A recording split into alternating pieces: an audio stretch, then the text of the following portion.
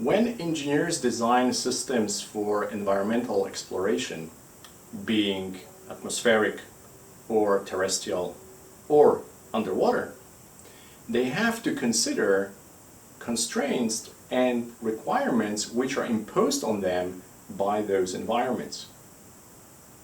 You wouldn't accept an airplane which can be blown away by a slightest wind. The same is true for our underwater systems. Good Monday, Amphinauts and DPV enthusiasts. This is Marek Swoboda with Amphi Americas, and today we'll be talking about mobility requirements for underwater systems, or scuba divers or free divers. We used for this episode a wonderful series of articles authored by Ron Smith, which was published in Deeper Blue. The link is in the description. And we think that his approach is exactly what we need to start with when we think about our overall system which we use for underwater exploration. Ron's first consideration is the dynamics of this underwater environment. He says that we have a lot of moving currents when we go diving. On average, a current will have a speed of roughly 2 knots. But the Gulf Stream, for example, has a speed of 3.5 knots on average. And this is probably the heaviest dived space in the US. There are a lot of wrecks underwater, enveloped by the Gulf Stream currents. So if you want to move freely in this space, you have to be able to overcome this average 3.5 knots current. According to NOAA, National Oceanic and Atmospheric Administration, the highest speed of ocean currents can be as high as 5 knots. It's also the speed of rip currents, the maximum speed you can encounter when you have a rip current, which is important for snorkelers or people who operate from the shore. So you see that we have to talk about speeds between 0 up to 5 knots to be able to freely operate in this underwater space. So how do we address this issue? Well, there are many ways we can attack this problem, but let's make a systematic overview of the mobility requirements and constraints which are imposed on us by the environment, and then we'll propose some solutions. So let's get into it. Let's establish some terms before we go to the numbers. So what kind of parameters will be discussing, considering, talking about mobility? So let's take a look at our case. What does it mean underwater exploration?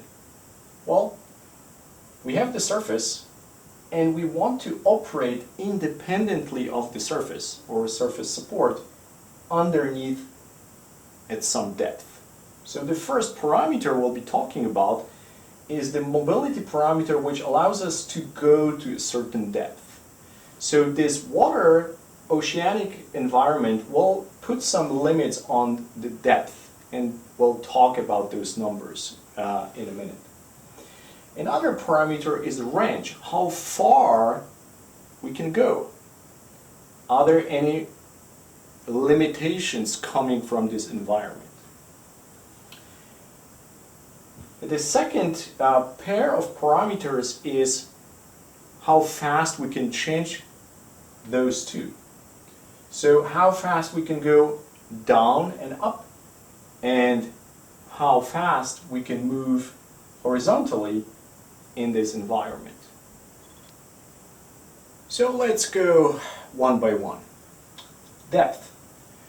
Normally, most of the ocean floor is at 3,000 feet.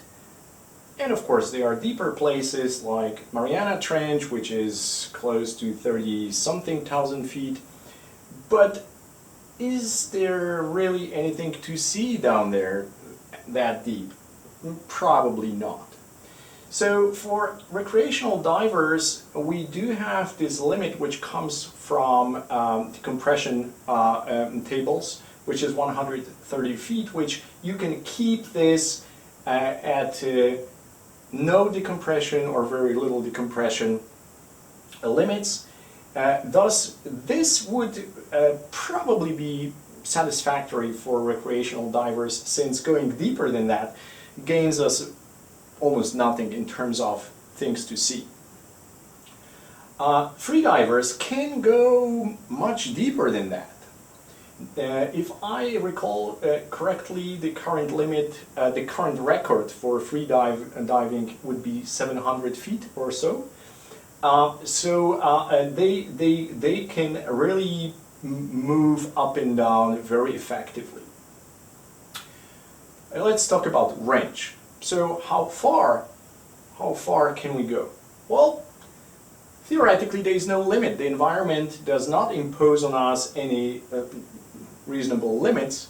Of course, if you are close to the shore, yes, but in theory you can go as far as you want. How does it look like with underwater breathing apparatus? Well, people rarely go beyond 1 mile from the starting point. Yeah? So the radius of 1 mile would be pretty typical for most dives. Free divers, almost nothing. They just go down and up.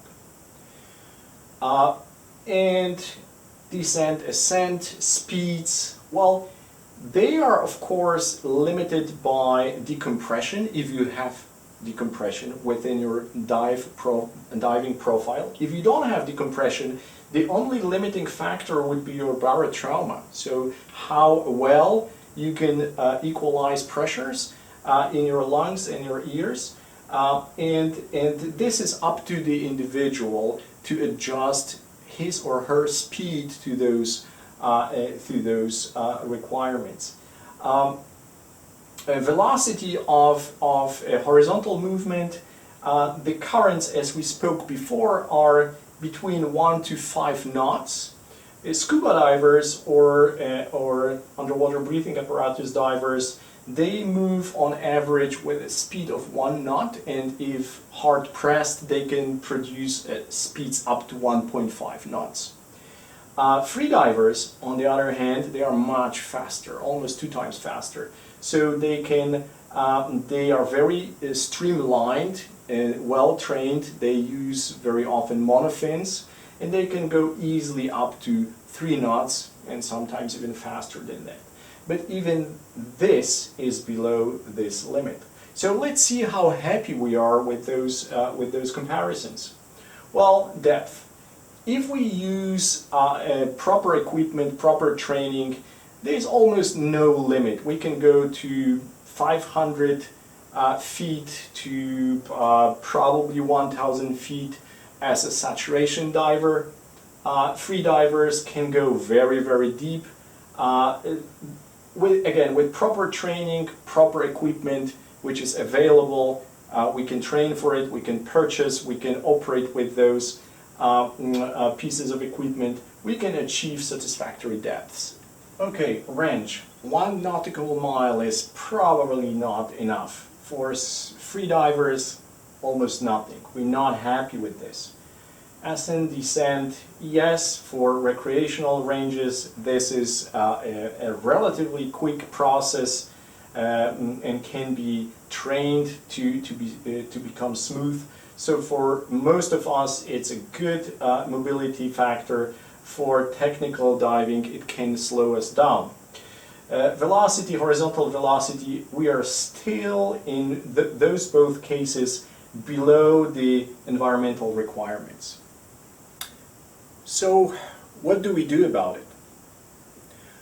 All divers know that we use certain stopgap measures, such as choosing your dive spot in such a way that there are very little currents underwater.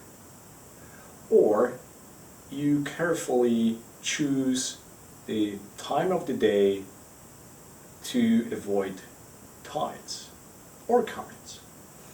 Or you use an anchor line to go up and down. Another approach would be to use diver propulsion vehicles. But according to Tahoe benchmark DPV test, which was conducted in 2011, almost all tested DPVs achieved speeds below 3 knots, with a long-range speed of 1.5 knots. The strongest, the fastest DPV, the Cuda ferry, was able to run at 2.9 knots. Plus, the cost of this scooter is $7,000, which is beyond the limit people would spend on their entire gear, let alone a single item. Also, big LiPo batteries, lithium polymer batteries, are not allowed on the airplanes. So you cannot take this scooter with you when you travel. You have to ship it independently, which makes the whole operation very problematic. So what's the solution? The simplest answer is you have to approach this problem from many angles. One of them would be streamlining your underwater silhouette. The second one would be employing some kind of propulsion system which will add some oomph to your natural biological propulsion. And the third one is a smart way of combining your biological power, your muscular propulsion, with an external electric propulsion to form a system which can get you speeds required for underwater exploration. And we think that one of those solutions could be Amphi, where you have a monofin which is combined with a thruster, and you can use those two either together or independently. So, try this, Amphi.